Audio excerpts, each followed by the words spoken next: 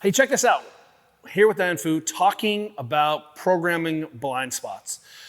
You and I both kind of a mini obsessed around learning to jump with the flat foot, pressing through flat footedness. Like, we're obsessed.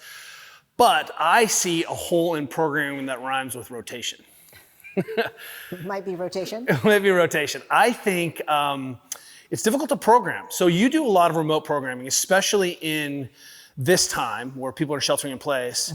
What are the tools that you have to program for rotation? Because we see stiffness, pal-off, anti-rotation, one-arm rotation drills, right? Anti-rotation drills. Right. That's not the same thing as rotating. Right, exactly. So what we're looking at when it comes to remote or home programming, you're really relegated to like some rainbow hipping, some Russian twisting. Like if you're lucky enough to have a band, you might be able to actually play around with a little dynamic rotation, but it's not very much. It's not very much. Yeah.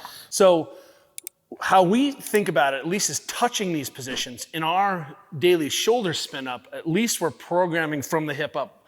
These arm swings, we're moving in some lateral motion. Like, we try to put in some of these drills of at least getting a little bit of rotation. But that's just like, did you brush your teeth? Right. That's not the same thing.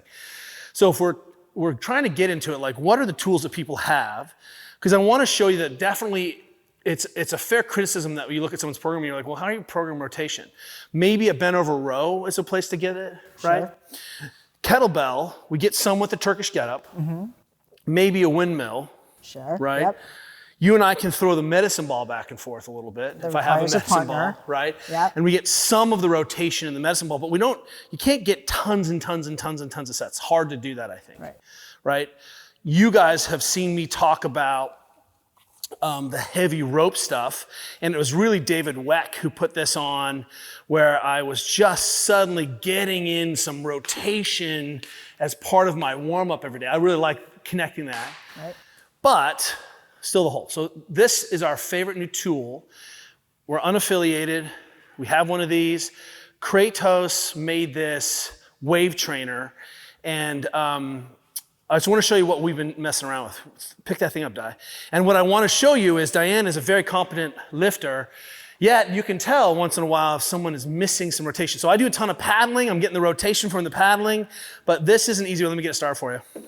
So if you haven't seen this before, you can imagine that this is a yo-yo, and then on the end, it's a really heavy-ass yo-yo.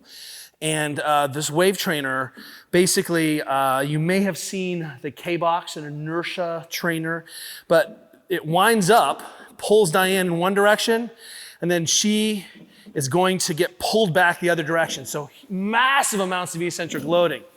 And this is what's crucial about this. I'm going to stop you for a second, Di. What's key here is that we see a lot of slow rotation. Right. We see a lot of rotation done concentrically, right? People are throwing the medicine ball, catching it, but you don't get tons of eccentric rotation. Nope. So even if you're doing some rotation with your athletes, we're still seeing this eccentric breaking rotation hole in the world. 100%. Right? Unless you're doing dynamic drop breaks, like, it's where you're getting it. Right. You're not getting the consistent connection with the weight. There's So- always a break. What we're showing you here is not that you need to get one of these, although I do think you need to get one of these.